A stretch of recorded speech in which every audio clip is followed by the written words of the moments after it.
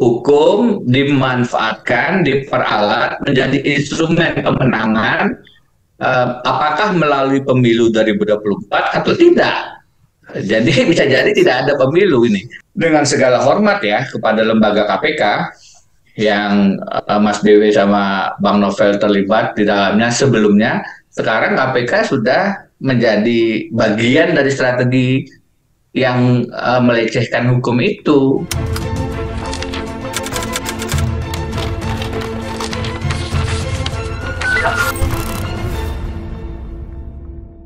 Bismillahirrahmanirrahim. Assalamualaikum warahmatullahi wabarakatuh. Waalaikumsalam. Salam integritas, anti korupsi. Alhamdulillah, kali ini saya bersama Pak BW berkesempatan berbincang dengan Profesor Denny Indrayana. Kebetulan komunikasinya baru melalui Zoom. Apa kabar Mas Denny? Sehat? Alhamdulillah, Bang Novel, Mas BW, alhamdulillah sehat. Mudah-mudahan juga begitu dengan Mas BW dan Bang Novel. Amin. Amin. Kali ini kami ingin membicarakan beberapa hal, tentunya terkait dengan masalah integritas dan masalah anti korupsi. Tapi mungkin akan lebih luas lagi karena di sini ada Profesor Denny Indrayana dan tentunya Pak BW nanti akan mengelaborasi dengan beberapa hal. Yang menarik adalah beberapa waktu yang lalu kita mendengar atau menyimak beberapa pembahasan di media mengenai dugaan adanya dari KPK atau pimpinan KPK yang membicarakan terkait dengan atau yang masuk ke ranah politik lah gitu ya Pak BW. Ya. Ingin kemudian diduga masuk ke ranah politik dan waktu itu kita sempat melihat ini diskusinya Mas Denny di forum apa itu Mas Denny ya? Tapi nanti kita ingin mendengar cerita itu sekilas lah mungkin dari Mas Denny. Yang menarik adalah ketika KPK atau pimpinan KPK membawa KPK atau membawa penegakan hukum dengan memasukkan kepentingan politik, ini riskan dan tentunya bukan sekedar merusak demokrasi atau politik, tapi justru malah menjatuhkan kepercayaan publik terkait dengan masalah pemberantasan korupsi dan itu tentunya mengkhawatirkan Pak BW. Tentunya sebelum nanti mungkin Mas Denny menceritakan mengenai hal itu, barangkali Pak BW bisa memberikan masukan-masukan atau hal yang terkait dengan pembahasan ini Pak BW. Oke, yang pertama gini, keberuntungan kita ini Mas dengan diskusi dengan Profesor Denny ini 3. Ya.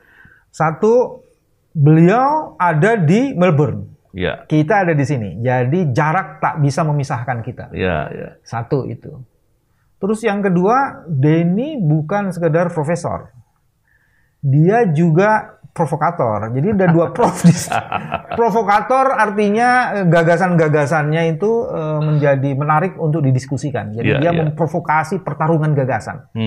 Itu yang kedua. Terus yang ketiga, kita beruntung karena Denny ini pernah mengalami kasus dikriminalisasi. Jadi berasa dikriminalisasi dengan politik penegakan hukum yang dipolitisasi gitu kan. Dia kita sama-sama saya, sama Novel juga. Kita nih masing-masing pernah jadi tersangka. Kita pernah ngalamin semua ini Mas Denny. Dan sekarang jadi penyintas gitu. Bareng-bareng, bukan pernah bareng-bareng.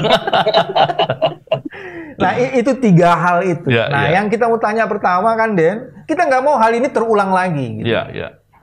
Nah waktu Denny berbincang-bincang ya dengan salah satu pimpinan yang ada di Republik ini, Menko Polhukam, itu kan ada perbincangan yang lihat nyerempet-nyerempet ke situ kan.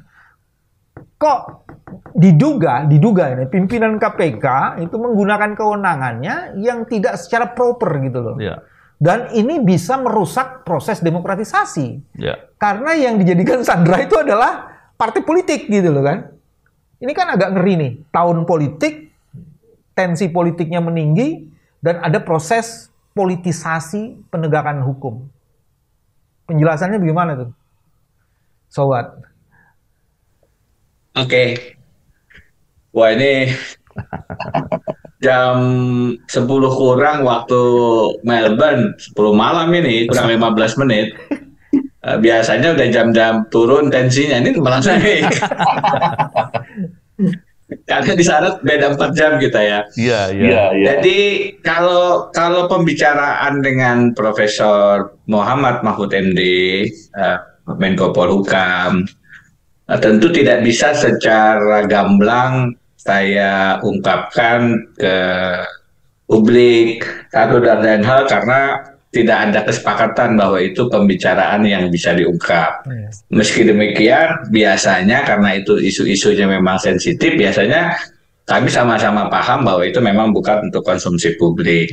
Nah, kemarin agak offside, saya menyampaikan dalam satu forum diskusi, karena saya menduga itu forum diskusinya tertutup, FGD, bicara tentang penundaan pemilu dan masa jabatan ketiga presiden. Nah, di situ saya menyampaikan memang ada beberapa hal terkait dengan informasi dengan Pak Mahfud. Ternyata itu direkam dan muncul lumayan viral juga kayaknya. menjadi konten di abang saya nih, Bang Refli Harun gitu. Nah, di situ memang ada kalau pembicaranya secara detail ya saya tidak minta izin untuk tidak mengungkapkan karena ini kan saya biasa ketemu dengan Prof Mahfud. Jadi kan saya ini bolak-balik Jakarta, Melbourne, bolak-balik aja nih. Nanti tanggal awal-awal April saya ke Jakarta lagi karena memang kan ngurus kantor di Jakarta dan ngurus kantor di Melbourne juga. Nah, biasanya begitu saya datang, saya bilang sama Pak Mahfud, Prof, saya di Jakarta mohon izin ketemu. Nanti menjelang pulang saya sampaikan lagi, Prof, saya izin pulang nih ke Melbourne. Mohon izin ketemu. Nah, itu pertemuan itu terjadi dalam banyak kesempatan itu. Kalau yang terkait dengan bagaimana KPK menjadi bagian dari kriminalisasi atau strategi pemenangan pemilu, sayangnya ini kan sudah menjadi rahasia publik sebenarnya. Bahwasannya saya mengatakan begini awalnya, hukum menjelang hajat besar 2024 ini pemilu itu hanya perannya dikerdilkan menjadi instrumen pemenangan pemilu oleh kekuatan-kekuatan yang ingin kembali kekuasaan, ingin mempertahankan kekuasaan. Nah, tapi kemudian saya ralat itu dalam berbagai kesempatan karena kemudian informasinya berubah, ternyata bukan untuk memenangkan pemilu 2024 saja. Karena pemenangan itu bisa dengan adanya pemilu dilaksanakan atau tanpa pemilu. Jadi saya rubah tesis saya menjadi hukum dimanfaatkan, diperalat menjadi instrumen pemenangan apakah melalui pemilu 2024 atau tidak. Jadi bisa jadi tidak ada pemilu ini. Ada banyak, saya ketemu banyak orang ya tentang ini dan mengkonfirmasi bahwa ketua umum partai X itu ada kasusnya loh. Masalah terkait dengan XYZ. Ketua umum partai B kasusnya ini. Tokoh yang itu punya masalah dengan pembelian Bank Banten. Dan semuanya itu kemudian disimpan, dijadikan alat tawar politik untuk menyandera sang tokoh apapun partainya untuk berkoalisi atau untuk menentukan calon presiden. Jadi kan daya tawarnya biasanya dengan materi atau dengan kasus hukum nih. Jadi kalau dengan kasus hukum, oke, kalau Anda ikut koalisi kami aman, kasus hukumnya tidak diangkat, tidak disoal. Tapi kalau Anda bergeser keluar dari strategi pemenangan kami, maka kasus A akan muncul. Atau Anda silakan gabung ke dalam koalisi kami, dapat jabatan XYZ, apakah masuk dalam kabinet dan seterusnya, dan tidak diangkat kemudian tidak ada masalah dengan persoalan-persoalan hukumnya. Jadi ini yang persoalan karena lahan permainan untuk pemilu menjadi tidak lagi fair. penentuan calon presiden, penentuan koalisi untuk menentukan siapa presiden, maksud saya calon presiden, itu sudah dikotori dengan permainan-permainan kriminalisasi semacam ini. Dan sayangnya, dengan segala hormat ya kepada lembaga KPK yang Mas Dewi sama Bang Novel terlibat di dalamnya sebelumnya, sekarang KPK sudah menjadi bagian dari strategi yang melecehkan hukum itu. Artinya ya sudah bisa. Kalau dulu, bukan karena ada Mas BW dengan Mas Bang Novel ini, kalau dulu saya melihat KPK masih punya dignity, masih punya martabat, masih bisa menjaga independensi kekuasaan penegakan hukumnya. Sehingga itu menyebabkan KPK-nya punya kehormatan di hadapan publik. Ya. Sekarang saya tidak lagi melihat itu. KPK sayangnya sudah menjadi bagian strategi politik, strategi memenangkan pemilu, dan karenanya pesan-pesan yang muncul adalah kasus-kasus yang muncul bisa jadi kasus pesanan gitu. Ya, nah ini yang menurut saya sangat berbahaya. Iya. Menarik sekali yang disampaikan sama Mas Denny nih Pak BW. Ya. Jadi kita selama ini kan mengantisipasi jangan sampai KPK kemudian orang-orang insan-insan di dalamnya ada yang justru berbuat korupsi, meraslah, menerima suap atau apa yang lain.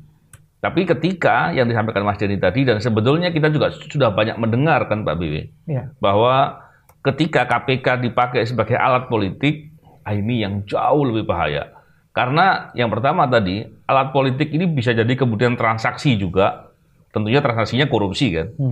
Tapi juga yang lebih berbahaya adalah agenda pemberantasan korupsi menjadi terbengkalai dan bahkan sebaliknya, berbalik dan menjadi suatu hal yang sangat berbahaya karena publik gak percaya dan ini tentunya orang akan mencibir upaya pemberantasan korupsi. Apalagi potret ini tergambar dengan IPK kita yang turun 4 poin.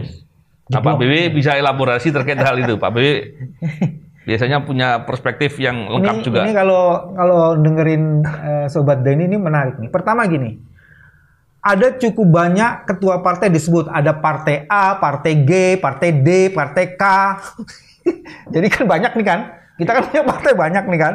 Jadi kemungkinan itu bisa semua partai jangan-jangan sudah disandera. Ya. Tadi kan ada banyak itu. Terus yang kedua, kalau mengutip pernyataan saudara Denny ini, ya, Sobat Denny ini di salah satu media tuh disebut gini nih, bicara dengan Pak Mahfud, oh ketum partai ini kasusnya ini. Oh ketua KPK datang ke saya, Pak Mahfud tolong sampaikan ke Presiden, ketum partai X sudah siap menjadi tersangka, mohon dimintakan izin, kasusnya ini.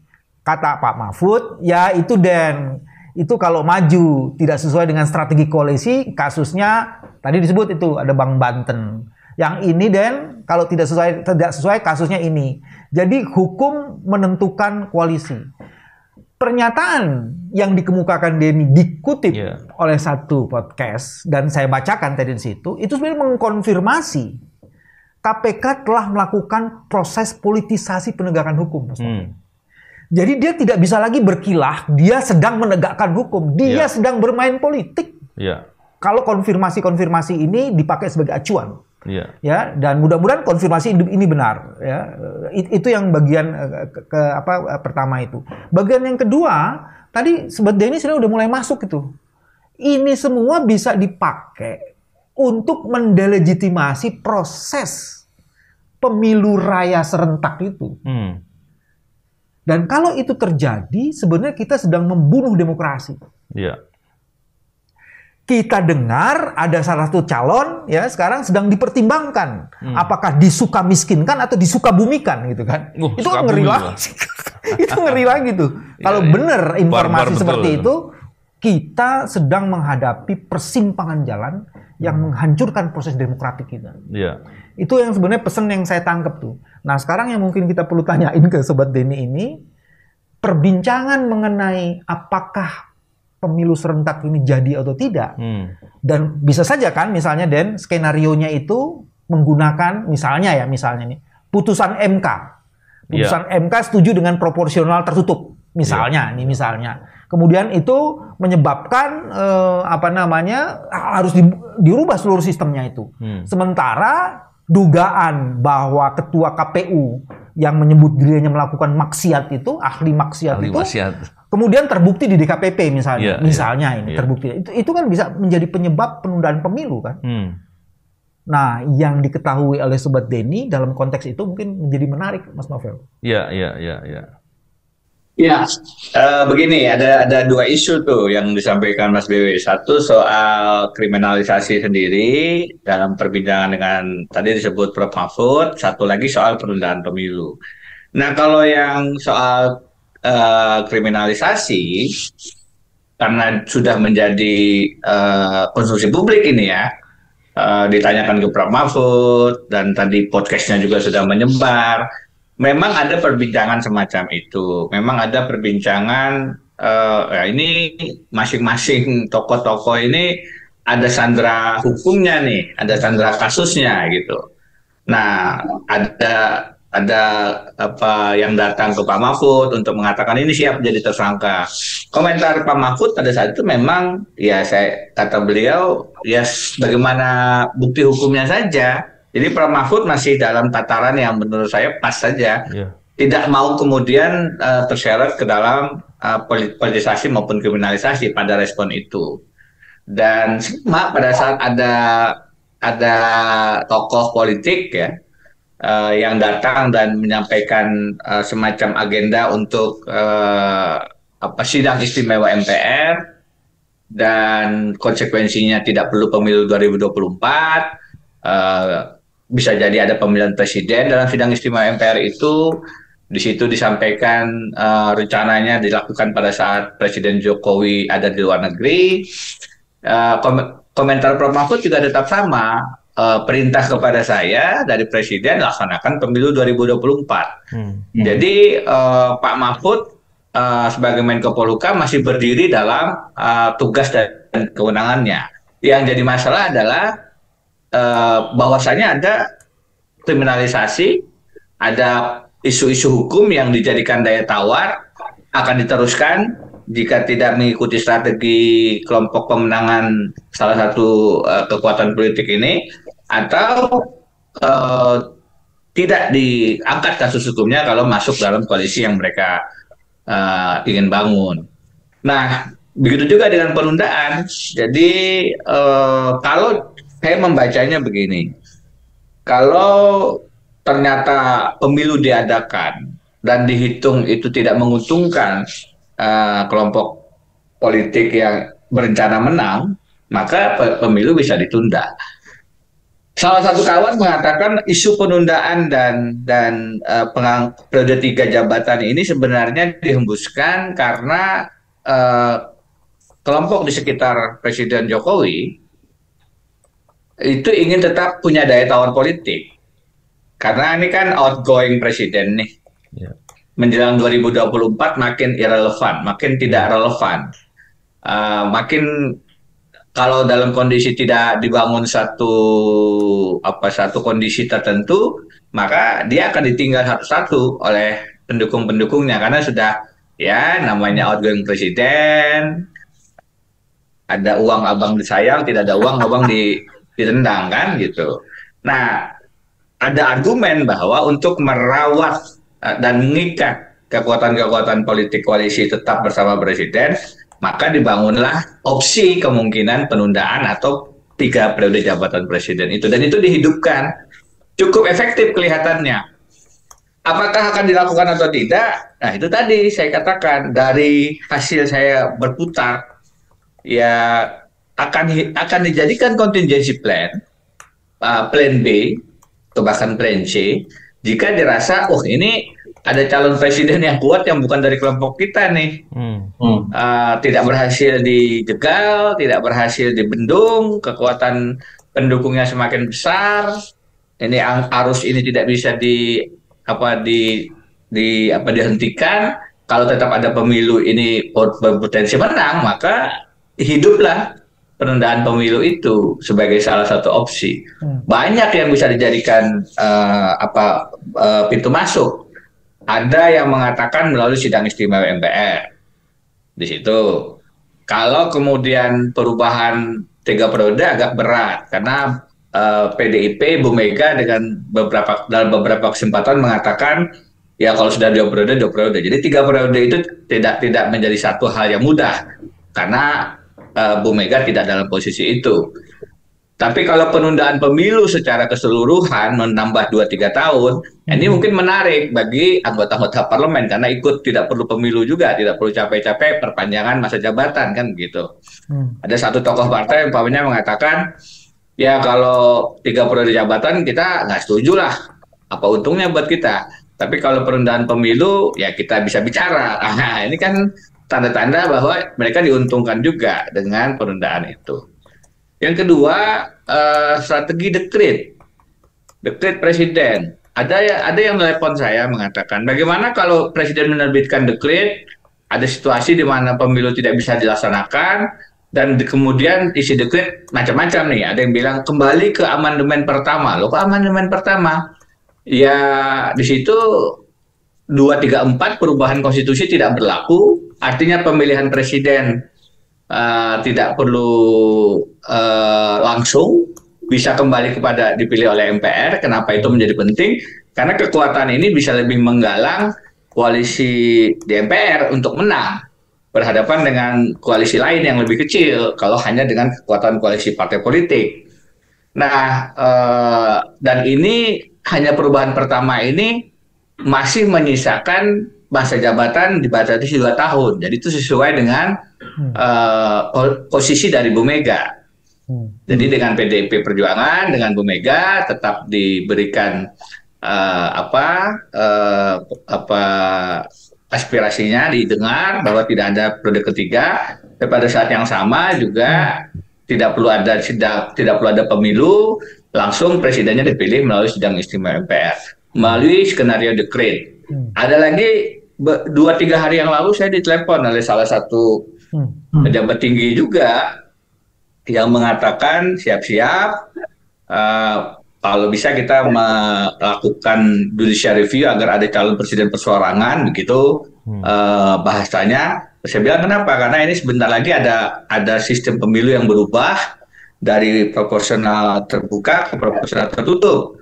Di Mahkamah Konstitusi akan dikabulkan permohonan itu. Dan karena ada perubahan sistem pemilu legislatif, maka KPU diberi waktu untuk mempersiapkan dan pemilunya ditunda 2-3 tahun.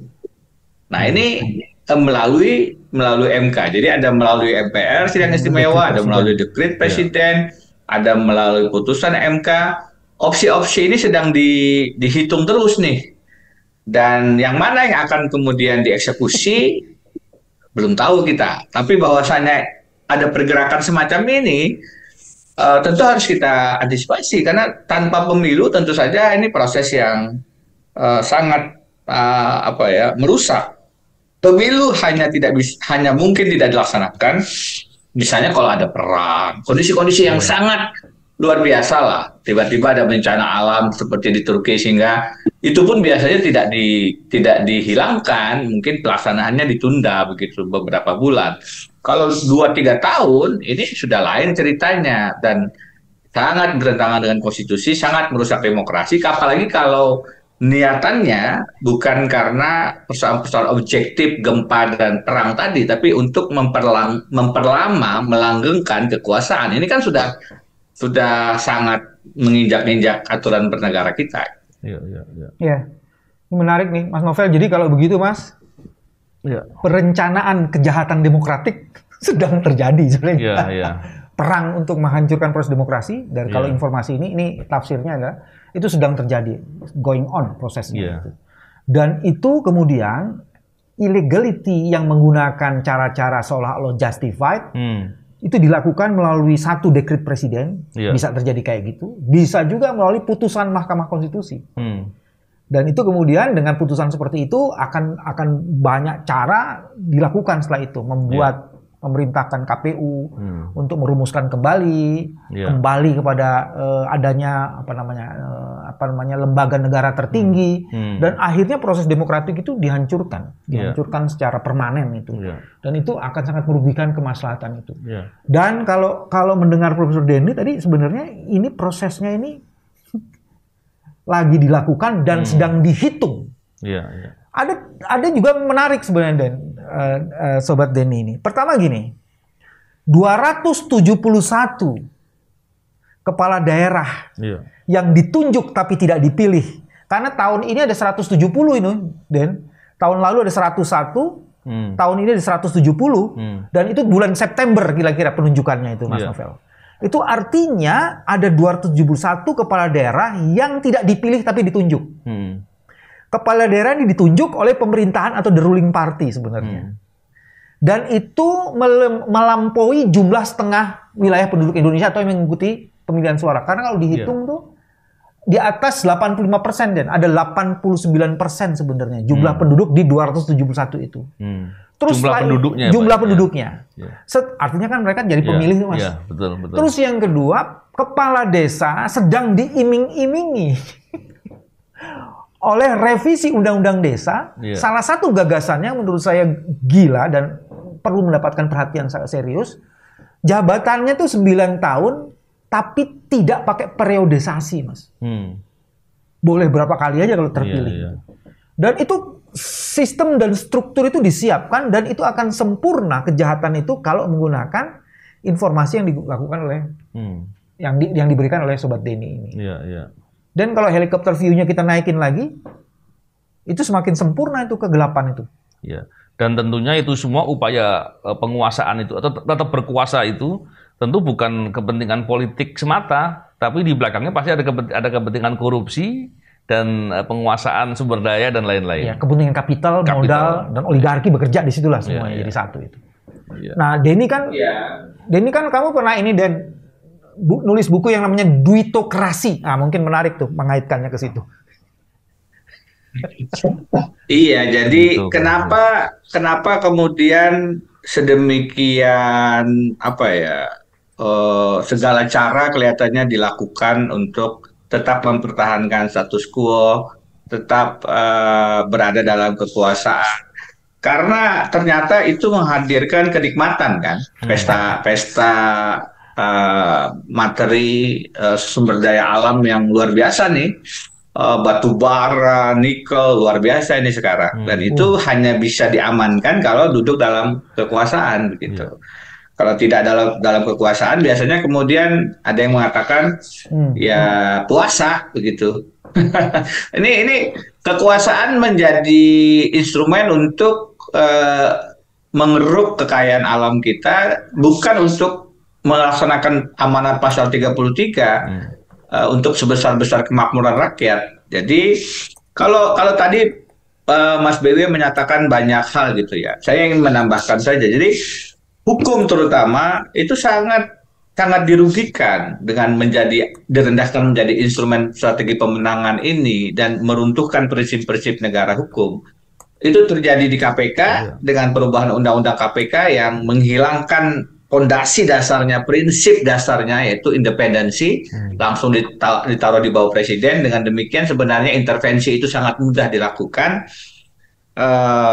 sehingga kalau di bawah presiden kan berarti bawahan presiden ya.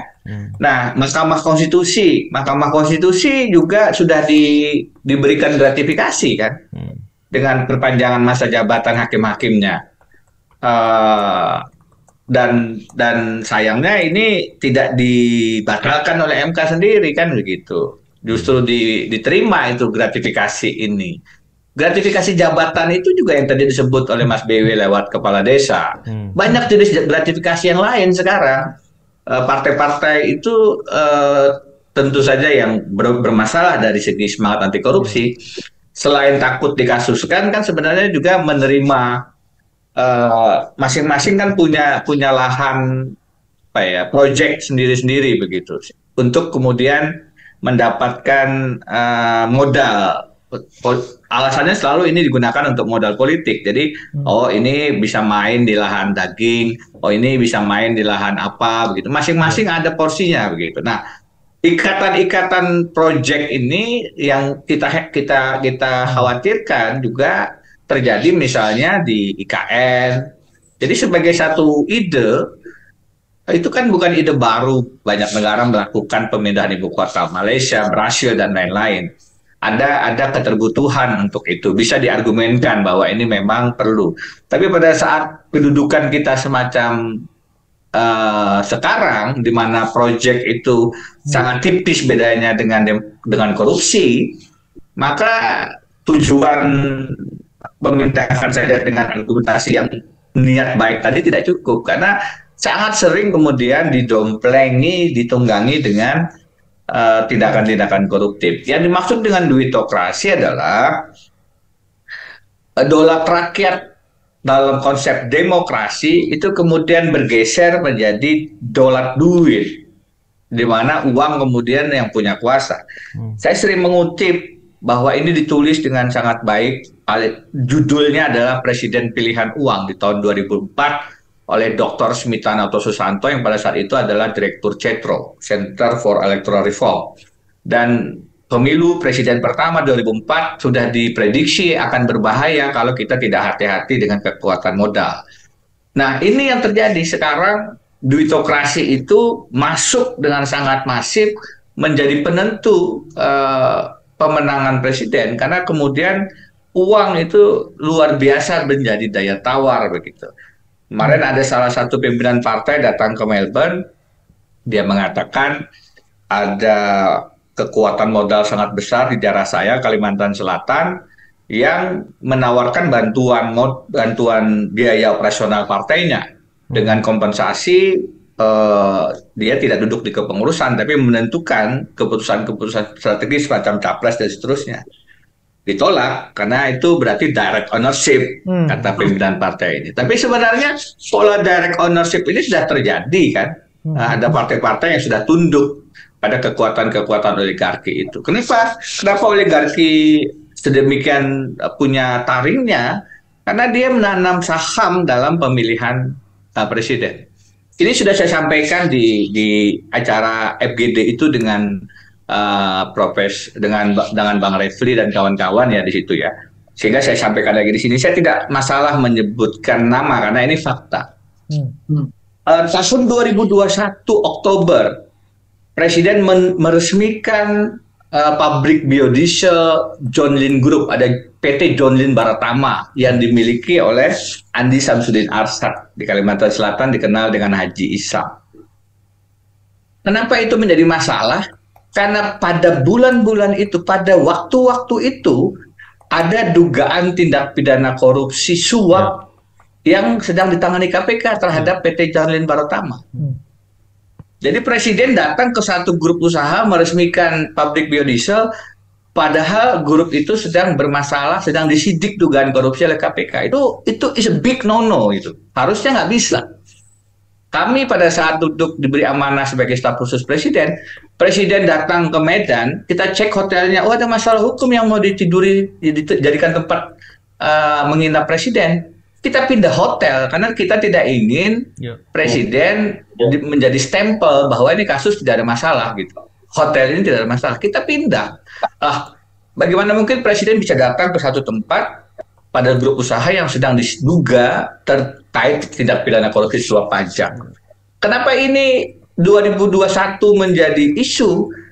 Karena 2020 Presiden datang juga persis setahun, 20 Oktober 2020, Presiden datang meresmikan pabrik gula, grup usaha yang sama di Sulawesi.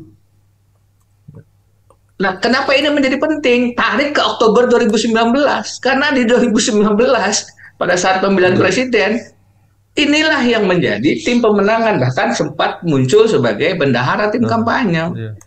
Jadi itu yang saya maksud dengan menanamkan saham melalui dana kampanye, kemudian menarik dividennya dengan paling tidak dua dividen itu. Satu adalah kebijakan publik yang harusnya didedikasikan untuk sebesar-besar kemakmuran rakyat itu bergeser menjadi kebijakan yang menguntungkan private, korporasi. Tadi, contohnya adalah John Lynn Group tadi misalnya. Dua adalah proteksi dari masalah hukum. Ini kita melaporkan ada pengalihan lahan ribuan hektar di Kalimantan Selatan oleh grup yang sama. Sudah kami laporkan ke KPK setahun lebih, cuma ditelaah aja. Kita laporkan ke kepolisian, kejaksaan, ke kementerian, tidak ada pergerakan. Jadi ada proteksi yang sangat besar terhadap grup ini. Staf khusus Presiden bidang hukum mengatakan yang bermasalah di KPK adalah John Lynn Barotama, diduga melakukan tindak pidana suap terkait dengan masalah perpajakan. Sedangkan yang diresmikan 2021 itu adalah John Lynn Agroraya, pabrik biodiesel, dua entitas hukum yang berbeda. Saya kemudian menjelaskan lagi, harusnya staf khusus Presiden bidang hukum membaca Perpres 13 tahun 18 tentang beneficial owner, asas yang menerima manfaat, pemilik yang menerima manfaat. Kenapa? Karena baik John Lynn Barotama yang bersoal di KPK ataupun John Lynn Agroraya yang diresmikan pabriknya oleh Presiden Jokowi, itu tinggal dicek di administrasi hukum umum Dirjen di Kementerian Hukum dan HAM, memang tidak di layer di kepemilikan sekarang, tapi turun sampai pada saat akta pendirian, maka akan kelihatan baik di John Lynn Barotama maupun John Lynn Agroraya itu 99% dimiliki oleh Andi Samsudin Arsyad. Artinya jelas sekali beneficial owner-nya orang yang sama. Yang kemudian menjadi aneh, kenapa KPK punya konstruksi hukum suap di mana pejabat pajaknya sudah divonis menerima suap, sedangkan pemberi suapnya jangankan jadi tersangka, dipanggil saksi aja enggak, Mas. Ini kalau Mas BW sama Bang Novel yang diskusi, saya protes keras ini, kenapa bisa begini konstruksi hukum suap menyuap, penerimanya ada, pemberinya dipanggil aja enggak. Nah, tapi itu menunjukkan bahwa bagaimana kekuatan modal itu sudah menguasai, sayangnya, partai politik kita, sehingga bisa menentukan bukan hanya presiden, tapi dari capres, dan bisa menentukan bahkan kebijakan-kebijakan di level SDA misalnya. Kita bicara perubahan undang-undang KPK sudah sangat meruntuhkan independensi KPK. Kita bicara perubahan undang-undang MK, menghilangkan kehormatan di MK karena sudah diberikan gratifikasi, sampai terakhir ada skandal perubahan putusan dan lainnya. Itu semua efek yang sangat langsung direct dari sudah sangat hilangnya integritas dan etika di Mahkamah Konstitusi. Kita bicara perubahan undang-undang minerba yang memberikan izin perpanjangan tambang kepada kelompok usaha besar ini otomatis. Itu sebenarnya kan pembayaran dividen politik. Jadi ada gratifikasi jabatan, ada dividen politik, ada bunker hukum yang diberikan, dan itu semua adalah bagian dari gambaran tumbuh kembangnya duitokrasi. Dolar duit yang mengalahkan demokrasi, dolar rakyat kita. Memang luar biasa sekali memang fenomena ini ya, Mas Denny ya. Kalau kita lihat di beberapa tulisan ya, saya lupa siapa penulisnya itu ya. Yang jelas terkait dengan masalah ini Pak BW. Upaya yang terjadi antar negara kalau mau menguasai, dulu kan pakai invasi ya. Belakangan dalam rangka menguasai sumber daya alam, diantaranya sekarang pakai suap. Pejabat-pejabat negara yang mau diatur itu disuap oleh konglomerasi lah, atau oligarki baik dalam negeri maupun di luar negeri. Ini yang disampaikan oleh Mas Denny tentunya resikonya sangat besar. Artinya ketika itu yang terjadi, pastilah praktek korupsinya semakin besar dan semakin luas. Kurang lebih seperti itu. Gimana Pak BW? Saya kalau dari Denny udah jelasin luar biasa tuh Mas. Kalau mau disimpulin gitu kan, pertama ini kita tidak sekedar bicara soal kekuasaan dalam proses demokratik, siapa yang akan berkuasa. Tapi ini sebenarnya ada isu yang lebih gede lagi. Ini soal penguasaan sebenarnya. Dan penguasaan itu bukan hanya penguasaan terhadap politik, tapi juga kekuasaan terhadap penguasaan sumber-sumber daya alam. Itu bagian pertama yang menurut saya. Jadi Denny dengan duitokrasi, di mana daulat duit bekerja, Daulat berdiri itu bukan sekedar bagaimana menempatkan kekuasaan, tapi juga bagaimana penguasaan terhadap kekuasaan itu menjadi sempurna. Itu yang pertama. Terus yang kedua, yang juga sangat menarik kalau dihubungkan dengan Mas Novel, korupsi itu menjadi instrumen sekarang untuk menghancurkan bangsa ini gitu. Dan itu juga dipakai oleh kapital-kapital dari luar. Yang tadi menurut Mas Novel melalui apa macam-macam kayak gitu gratifikasi. Jadi sekarang tuh Den ya, di beberapa negara dia sudah menggunakan cara menghancurkan bangsa lain, korupsi aja pejabatnya. Disuap aja. Jadi pejabatnya disuap aja. Dengan pejabat disuap, hancur moralitasnya, maka kamu mudah sekali menguasainya gitu. Apalagi kalau alat penegakan hukumnya itu dipakai ya untuk kepentingan. Kalau menurut Denny tadi diinstrumentasi untuk kepentingan dari kekuasaan itu. Jadi poin yang kedua itu, jadi korupsi suap menyuap. Itu dipakai. Terus yang ketiga sebenarnya hari ini kemaluan itu hilang. Rasa malu ya. Kemaluan kekuasaan itu bisa hilang karena yang contoh-contoh yang diajukan Sobat Denny itu menjelaskan ya betapa kekuasaan tak lagi punya rasa kehormatan terhadap dirinya.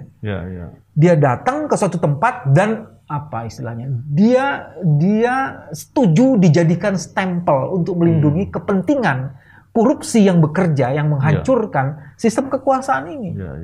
Dan itu sangat mengerikan sekali. Sekarang pertanyaannya gini, Mas Novel. Denny, kamu nggak pernah berpikir sebaiknya kamu jadi anggota dewan aja deh, biar bisa bertarung di dalam dan masuk di partai politik. Saya pikir kayaknya kamu sudah harus masuk ke situ deh. Nggak usah ngajar lagi, karena apa yang mau diajarin gitu loh. Dan di dunia lawyer, kamu mau membela apa, mau menegakkan hukum apa ketika hukum itu runtuh? Denny kayaknya udah siap-siap. Gue bahas BW dulu lah, masuk partai politik, baru saya ikut. Saya dengar guru-guru saya di sini. Saya ditawarin sejak lama, itu. Jadi saya mau denger itu sebenarnya itu. Tawaran saya bertanya juga ke Prof. Mahfud, bertanya ke beberapa teman, apa iya masuk komisi hukum? Kita kan kalau DPR masih komisi hukum. Apa iya? Apa ada manfaatnya? Kata Prof. Mahfud ya memang nggak ada manfaatnya sih. paling tidak ada harapan lah. Tapi hari ini saya kan sudah masuk politik, Bang. Mas BW, Bang Novel, saya sudah masuk lah.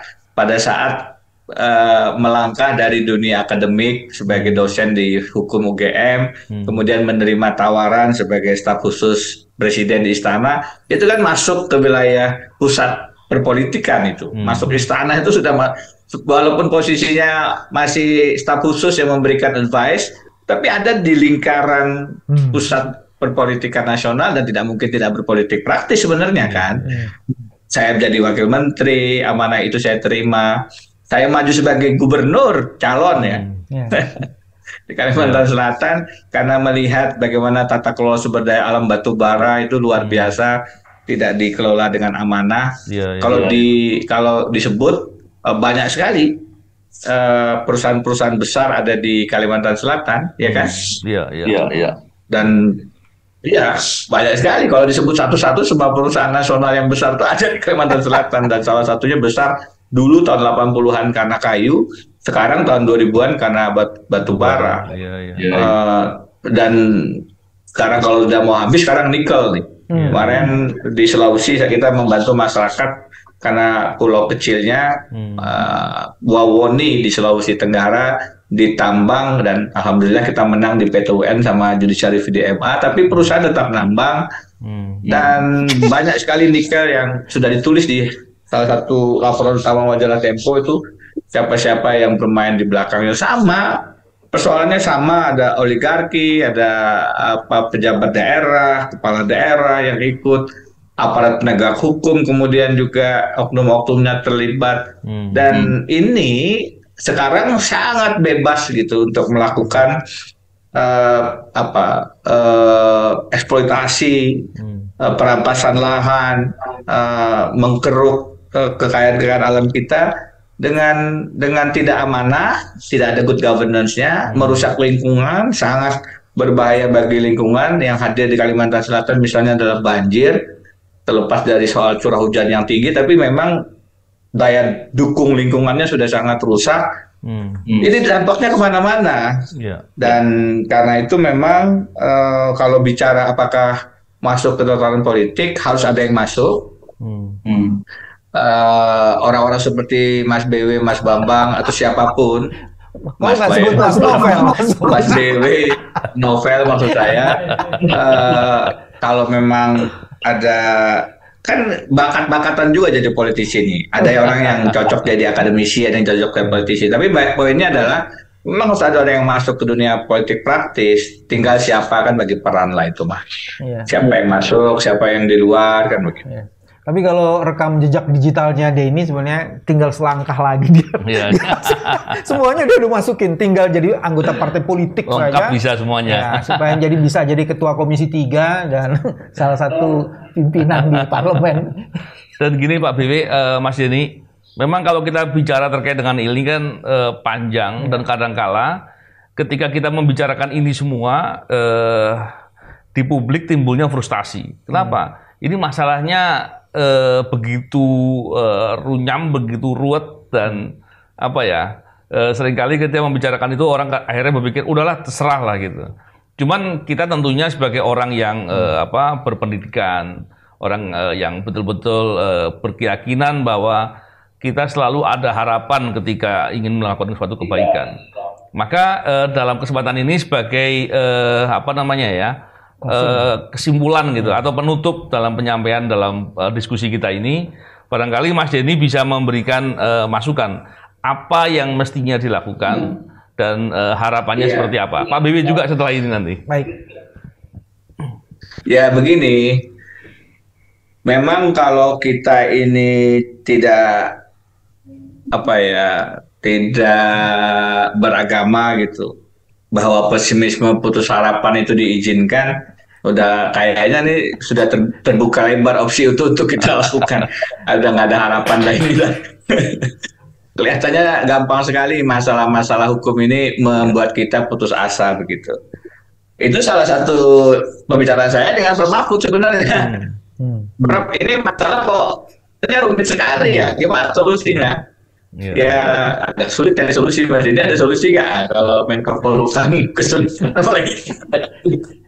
Prof. Mahfud ini menurut saya kan salah satu tokoh yang punya banyak sekali peran tidak hanya akademisi, beliau profesor tata negara, politisi, beliau juga pernah aktif di partai, punya kemampuan berdakwah juga, beliau sangat fasih juga. Jadi ini salah satu yang menurut saya, meskipun banyak yang mengkritik beliau dalam posisi Menko Polhukam ya, tapi saya pernah dalam posisi yang sama di pemerintahan, sehingga memang ruang gerak itu tidak terlalu seleluasa pada saat kita menjadi akademisi pengamat di luar. Tapi menurut saya beliau tetap bisa jadi rujukan. Nah, apapun, apakah kita di dalam seperti Pak Mahfud, apakah kita di luar, ambil peran masing-masing untuk menjaga integritas kita dan tidak boleh putus asa memang akhirnya. Terus melakukan apa-apa yang kita bisa lakukan, termasuk salah satu tokoh senior mengatakan ya kita harus merebut lagi demokrasi kita. Peluang pemilu itu 2024 harus kita jaga agar itu tidak ditunda, dihilangkan, karena sebenarnya ingin melanggengkan status quo, duitokrasi. Ya kita harus perjuangkan agar pemilu 2024 itu hadir dengan calon-calon anggota legislatif dan calon-calon presiden terbaik.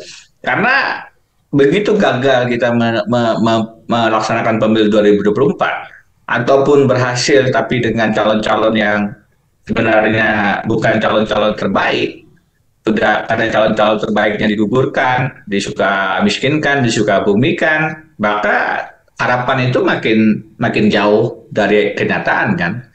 Jadi salah satu peluang agar demokrasi kembali bisa mengalahkan duitokrasi, meskipun tidak mudah, adalah rakyat yang kemudian mengambil kembali, merebut lagi dolar rakyat mereka, dolar rakyat kita.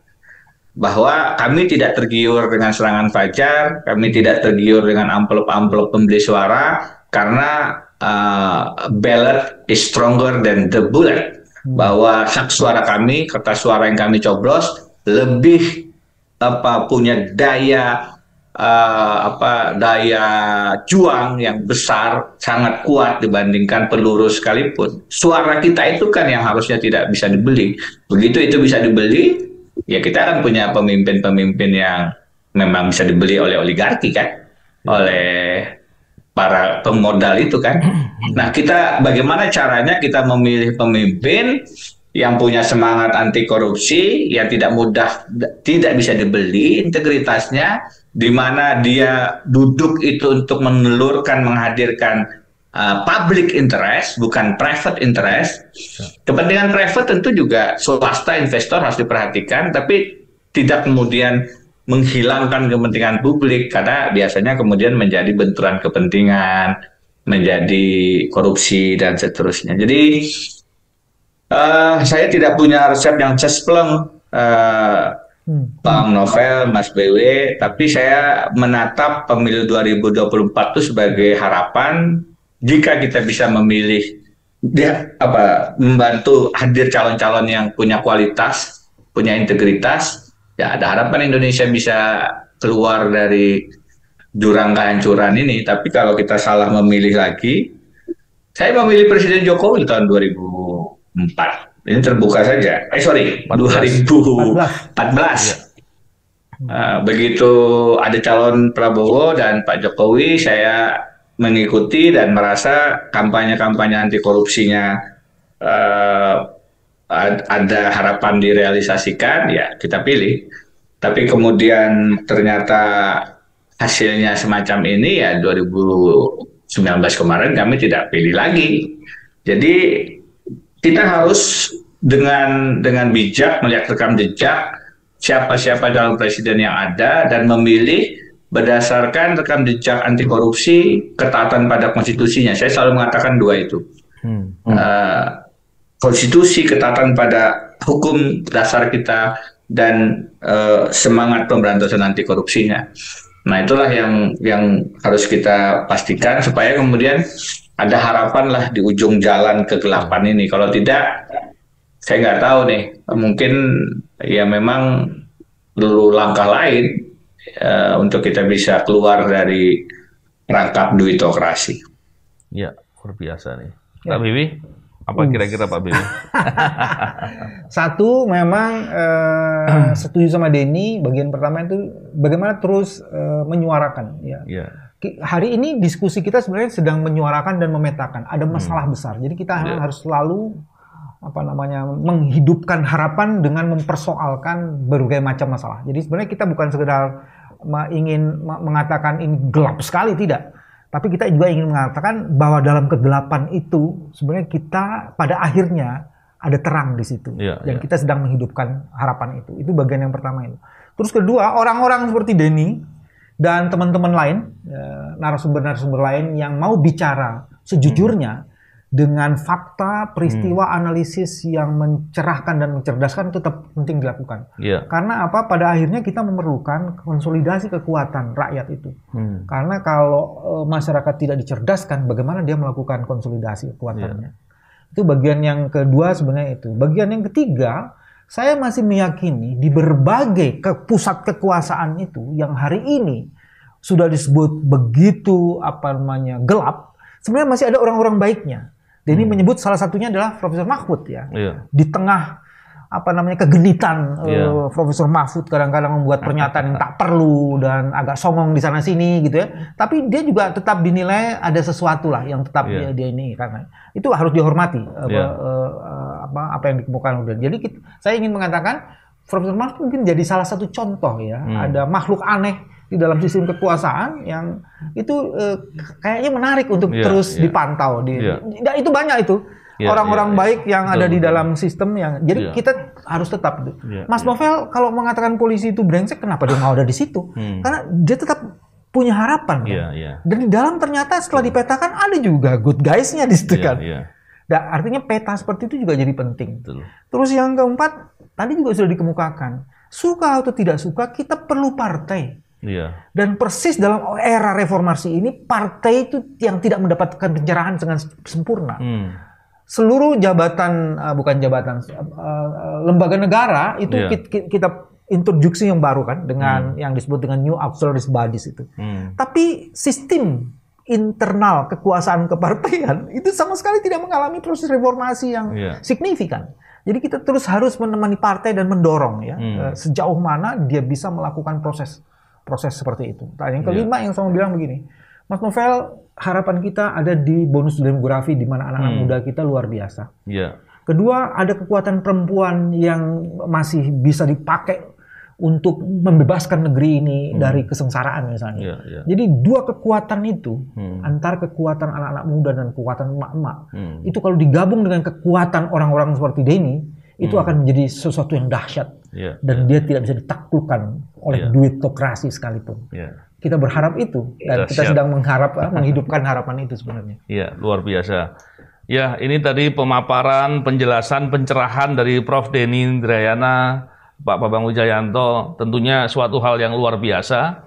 Kita berharap ke depan tentunya ada perubahan. Harapan itu kita yakinlah pasti ada ketika kita betul-betul bersungguh-sungguh untuk berbuat kebaikan. Karena kalau kita biarkan tentunya kegelapan itu akan semakin pekat dan kemudian kita akan terus putus asa dan posisinya seperti sekarang tidak ada perubahan tentunya. Kita berharap ke depan menjadi lebih baik.